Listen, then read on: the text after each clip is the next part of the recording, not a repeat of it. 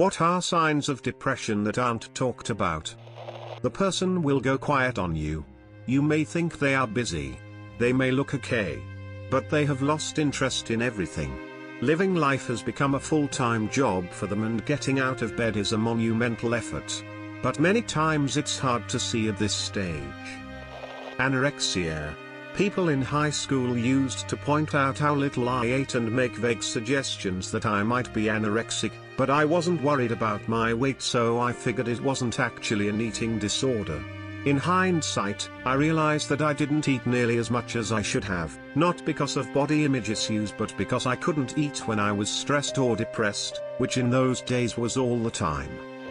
What about being able to pull off being fine when you're around other people, but when you're alone, which is most of the time, you're an absolute mess?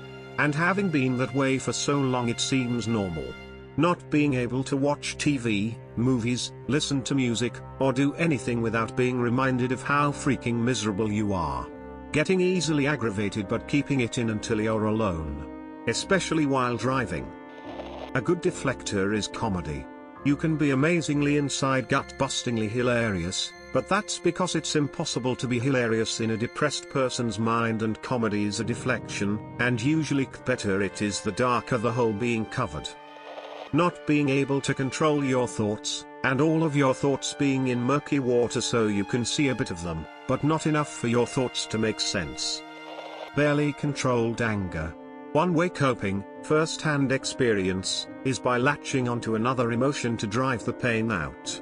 Anger is a strong emotion that is easy to use, literally can be used for anything. Those who are angry all the time or seem like they are barely controlling themselves are most likely trying to protect themselves from the pain of existing. How many others can relate to this, but when I'm at my worst depressive state, I crave physical pain. In my mind it's the only thing potent enough to distract from your mental anguish. It was always a cycle of self-destruction, that was never sated. And normally you tend to hide this from others so no one ever really knows. Subtle cries for help on Twitter or Reddit. Reading this, I'm glad to only have a lack of energy and focus. I can maintain myself quite fine, but I can't work or focus on long as my brother or my peers, so I'm quite behind. But it's mild enough that I think I'd be able to overcome it over time. Having contradicting thoughts. Kinda hard to explain this without an example, so here we go. I haven't been professionally diagnosed, but at all things considered I think it's a safe bet. My parents have been discussing redoing this year's school, as I have been missing a large chunk of it because of my skin condition. I don't think I can live through that. So, what do you do to combat this? You put all of your effort into school. Yet I don't, or rather can't. I simply can't care, not in my current state. This leads you down a rabbit hole, which is very hard to get out of. Is this a cry for help? I honestly don't know. Lack of gratitude. I remember taking a shower and thinking I should feel grateful for having hot running water, indoor plumbing, a roof over my head, a job. As much as I understood it intellectually, I could not feel it, and that made me feel one of the only two emotions I had left by that time in my long-standing deep and suicidal ideologically bent depression, self-loathing. The other was fear, as I also had anxiety. Lucky me. Once I finally got help, began therapy and proper medication, and ended all forms of self-medication, I began to feel gratitude, and I cannot tell you how fantastic a feeling that is. I truly believe that gratitude is a measure for mental health. The greater the ability to feel grateful, the better I have fared in my life. In my new world order of sobriety, 4 years. Yahoo! I have gone to bed every night and awakened every day with a feeling of gratitude that continually blows my mind, to use a phrase. I pray I never lose it. Because if I do, I know what hell I'm about to endure. Till, these experiences are not universal/normal. Laziness. I feel like I'm reading the story of my life. Painful effect. It hurts, but you cannot point to anything wrong. Losing interest in everything. It's not being sad all the time, it's not being able to feel joy. You know when you close your eyes and it's like you're blind?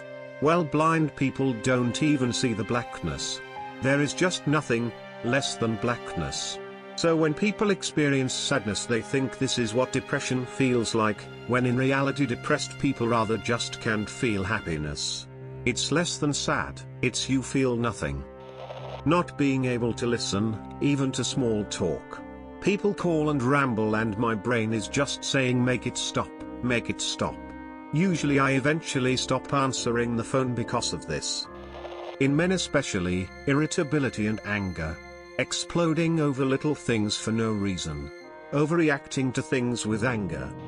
Deactivating social media accounts then returning. Especially when the cycle is repetitive. Financial irresponsibility, especially when it's someone who is normally careful with their money. Getting things in order, so that there aren't any loose ends if the person was to suddenly die. Subtly talking about dying/suicide, usually in a joking manner. I've noticed myself doing that a lot, and it got to the point where one of my friends, who I usually joke around with and not have many serious conversations with, noticed and asked if I was okay. Treating threats like compliments. That there are days I secretly like lockdown because I don't have to make up excuses to avoid people. The build up to a bad episode, if that makes sense. I had an episode of chronic depression that lasted for about 2 months, but got really bad the last 2 weeks or so. I literally couldn't get out of bed. IDK if that applies to anyone else, but looking back I can definitely see how the depression slowly started to build in the back of my head. For about 3 to 4 months it slowly got worse, and then hit me almost all at once, though obviously I couldn't see it at the time. Lack of sexual anything. Thoughts, feeling, desire. Just no. The voices. Sometimes you can hear it in their voice, even if they seem to be doing not too badly. That feeling when you started reading the comments and you relate to every single one of them. Anger. Being irrationally angry at things beyond your control. The overall messiness. Barely being able to make a bed or fold laundry, let alone dishes and vacuuming. Doing anything feels like I have weights around my wrists and ankles. If you are feeling anything close to depression and you have a friend who is able to relate to you on such a deep level with such specificity that it helps you, your friend has probably been experiencing depression for a while without knowing how to ask for help themselves.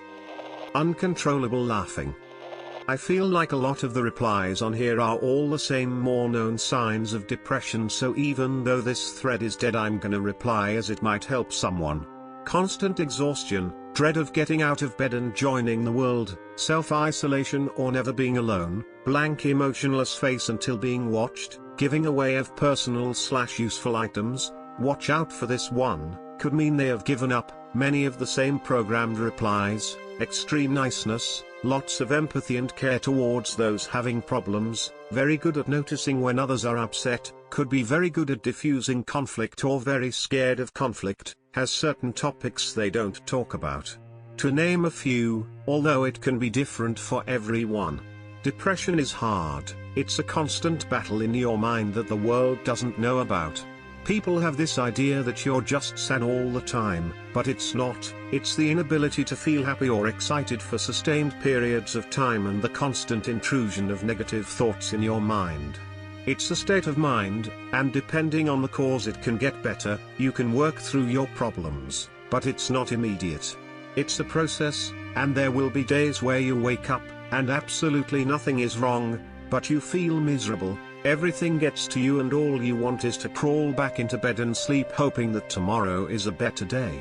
Depression is hard, but it makes a world of difference knowing someone is there for you and can notice what is going on in your head. Reach out to them, tell them you've noticed, you don't understand, but you're there for them through all of their moments. It may be the difference between life and death.